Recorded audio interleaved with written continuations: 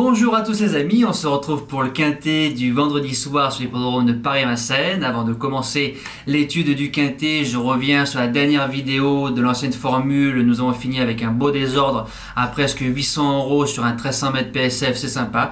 J'espère vous en donner encore des beaux comme ça durant le meeting d'hiver.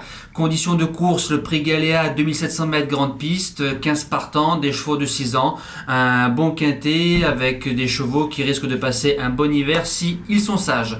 Alors on commence le pronostic du quintet. Mon gagnant ce sera bien évidemment le numéro 3 Pharrell Seven qui sera déféré des 4 et Jean-Michel Bazir.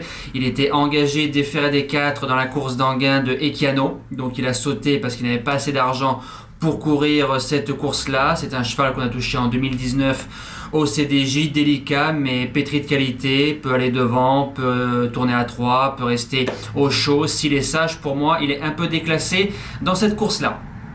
Deuxième base, le numéro 10, Fogo Pico, gros modèle, à l'image de son père Tagwood, qui était sous l'entraînement et la drive de Pierre Lévesque. Lui aussi un petit peu délicat, mais c'est un cheval très dur. Dès qu'on lui enlève les baskets, c'est un cheval qui se transforme. Il peut marcher 13,5 sur le parcours avec un bon déroulement de course. Il sort pas des 3 premiers.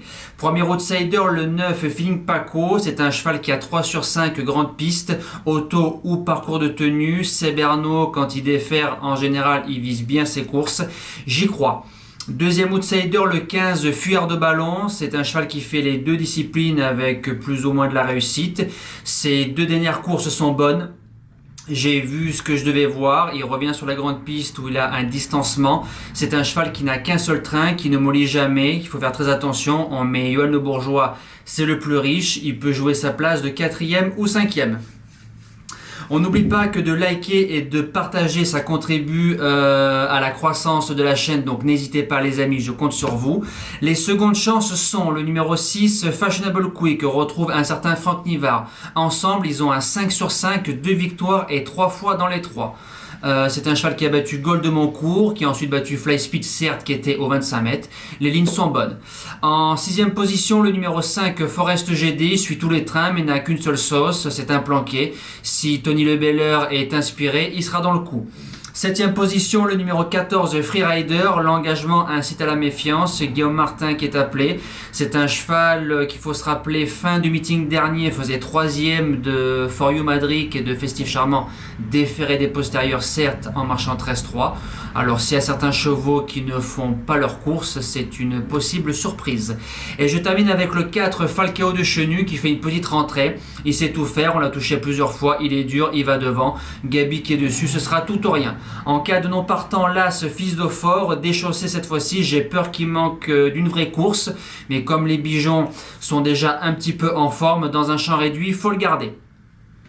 Alors les jeux du quintet en simple, le gagnant placé le 3 Pharrell Seven. Si le cheval est sage, pour moi, il jouera les 3 premières places et la victoire. Le couplet, j'ai pas pris de base parce qu'il peut s'enlever des 4 fers. Alors 3, 10, 9 en combiné, ça coûte 9 € ou 4,50 en flexi. Pareil pour le 2 sur 4, le multi en 7 avec mon pronostic et l'étude du pic 5 qui est tout en bas. J'ai mis 8 chevaux par ordre de préférence et un 9e car la course est très ouverte pour les joueurs de longue. On passe au cheval du jour. Alors, un 0 sur 2 au cheval du jour, ce n'est plus arrivé depuis décembre 2020. Donc ça me chauffe un peu les oreilles. Gaman Mae manque cruellement de compétition. Il a eu une excellente course et Johan pose les mains dans le tournoi final en le respectant.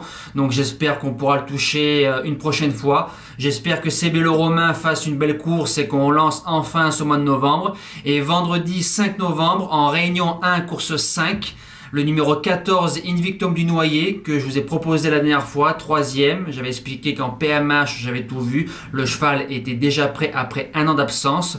Faut se souvenir qu'il a battu un certain Ilmio l'année dernière. Le lot est un peu mieux composé. C'est l'un des plus riches. Alex Abrivard qui est à la drive avec un bon déroulement de course. Faut rester avec parce que je le sens un petit peu près du sang. C'est un cheval qui peut jouer le podium et même la victoire. Nous comptons sur Alexandre. Nous, on se dit à demain pour le premier quintet du week-end. Merci à tous. Ciao!